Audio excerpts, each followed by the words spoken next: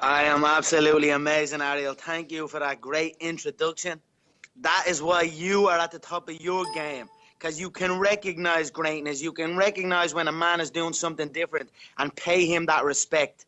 People who cannot pay that respect and understand what's happening and hold bitterness and hold grudges to it and hate on it, they'll never reach the pinnacle of what they're trying to do. And you recognize what's happening. As I recognize what's happening with you and what you are doing, your 300 episode, you're the top reporter in the game.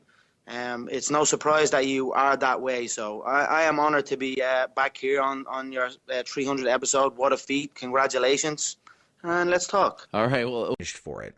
Right now, this happens in every single job out there. You do your job to the letter, and then someone doesn't like how a certain thing is done, and you get punished simply for doing your job. I'm sure it's happened to you.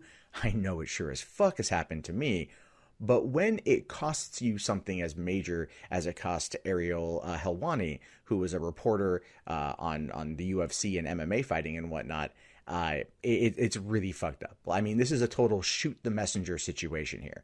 So Ariel Helwani was thrown out of UFC 199 and banned for life after breaking a story about Brock Lesnar. Now, here's what's going on. So he and his MMAfighting.com crew were escorted out of security prior to the UFC 199 event, stripped of their credentials, and the reason for this is because Helwani was the writer responsible for breaking the news that Brock Lesnar was close to signing a deal to fight at next month's UFC 200 event, a breaking news story that has actually now been confirmed and made official. So here is a dude who was writing about a big story, got leaked information on a big story, covered it ethically, and as a result was banned for life from all UFC. Who tweeted, and I quote, "I was escorted out of the building by Zuffa staff before the main event, credentials taken away.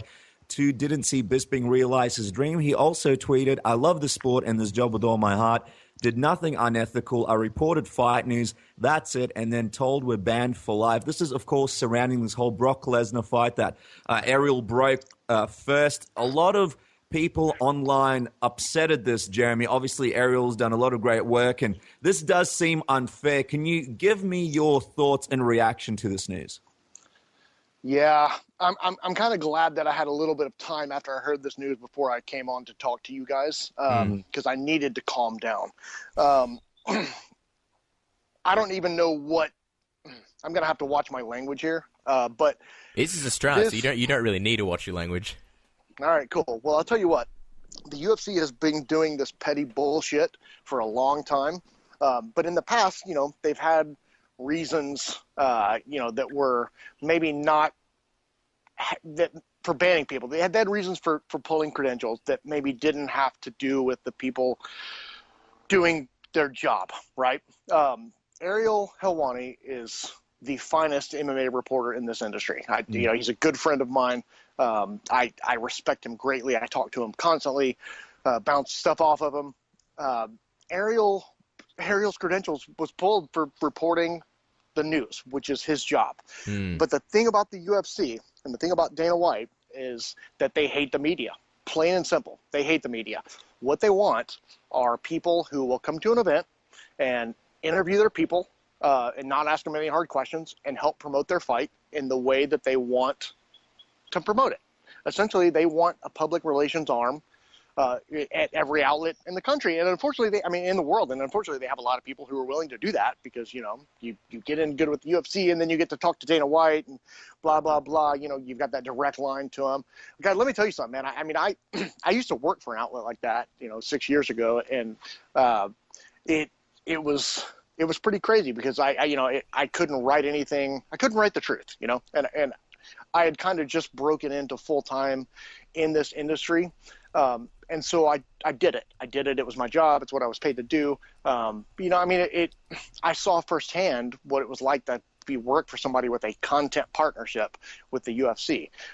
That's what they want everybody to be. And unfortunately, there's a lot of people who love that UFC lifestyle. They love being able to call Dana and talk to him and get a quote that nobody else has. But frankly, guys, I've known Dana White for a long time.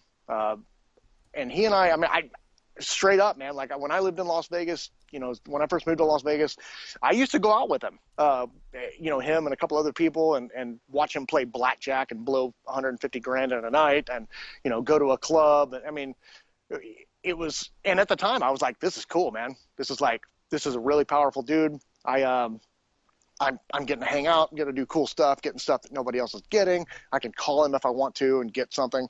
But over time, man, you start to realize that this fucking guy just uses you, I mean, and that's what he doesn't give a shit about anybody in the media.